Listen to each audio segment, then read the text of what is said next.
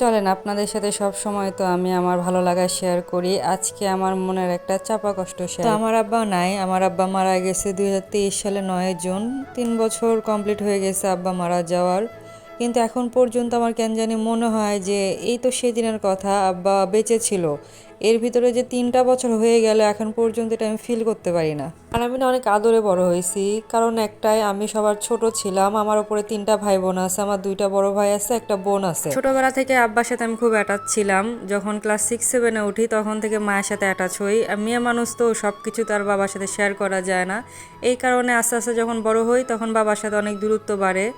তো এখন এসে ফিল করি যখন আব্বা নাই, আমি যখন অনেক কষ্ট পাই বা কোনো ভালো লাগে খারাপ লাগে, কেন জানি মনে হয় যে এটা যদি আব্বার সাথে শেয়ার করতে পারতাম, আব্বা হয়তো আমার আসল ফিলিংসটা বুঝতে পারতো। কারণ আমি যখনই ছোটোবেলা থেকে অসুস্থ হয়েছি বা যে কোনো ভুল করছি না, আমার আব্বা সবসময় আমার পাশে ছিলেন।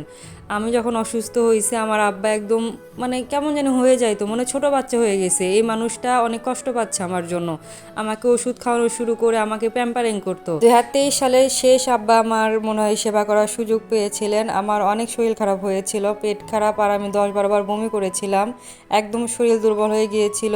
তখন আব্বা অসুস্থ ছিল। আমার আব্বা কিন্তু অসুস্থ হয়ে 2.5 বছর পর মারা গেছে। বা ওই অসুস্থ শরীর নিয়ে আমার সেবা যত্ন করেছে, আমাকে নিয়ে বাথরুমে নিয়ে যাওয়া, আমাকে ওষুধ খাইয়ে দেওয়া, স্যালাইন পানি, ফলমূল সব কিছু কেটে দেওয়া আমাকে ওই সময় আব্বা করেছেন। আমার মা একটু বেশি ব্যস্ত থাকতেন বাড়ির সব কাজ নিয়ে। তো ওই সময়টা এখন আমার মনে হইলে না খুব খারাপ লাগে যে এখন আমি এত অসুস্থ হই। আমার 2টা অপারেশন হয়ে গেছে শরীরের উপর, দেখাতে যখন বাচ্চা সামলাচ্ছি এত কষ্ট হয়, মাঝে মধ্যে মনে হয় যে আব্বা বেঁচে থাকলে হয়তো আজকে আমি বাবার বাড়িতে থাকতাম।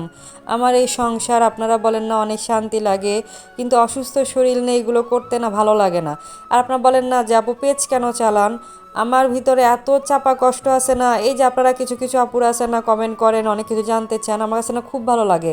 আমার এমনও সময় গেছে একাকিত্বর সময় আমি কারোর সাথে কথা বলার মানুষ পাই নাই, আমি ওই সময় একা একা কান্না করতাম। আর এখন যখন আপনারা আমাকে এত ভালোবাসেন বা এত কমেন্ট করেন বা অনেক কিছু জানার চেষ্টা করেন, তখন না যখন আমি রিপ্লে দেই আর প্রত্যেক দিন যখন ভয়েসটা রেকর্ড করি, আমার কাছে কেন জানে মনে হচ্ছে আমার সামনে কোনো একটা মানুষ বসে আছে, তার সাথে আমি গল্প করতেছি।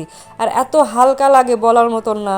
অনেকে বলেন না যে পেজ খুলছেন ব্যাড কমেন্টস নেবেন, আমি না নিতে পারি না। আমি অনেক ধৈর্যশীল একটা মানুষ, আমি এত কষ্ট পেয়ে পেয়ে আজকে আমি এত শক্ত হয়েছি। অনেক ভাইয়ার আপুর আমার উপর অনেক রাগ না যে আমি কমেন্টগুলো কেন ডিলিট করে দেই, যান আজকের পর থেকে আমি ডিলিট করে দিব না। আমি দেখতে চাই যে আপনারা কত নিচে নামতে পারেন। আমার আব্বা মারা যাওয়ার 3 মাস আগে জীবনে প্রথমবার আমার কাছে মজা করে লুঙ্গি চাইছিলেন, কিন্তু আমি কিনে দিতে পারি নাই। তারও একটা কারণ আছে, অন্য একদিন বলবো।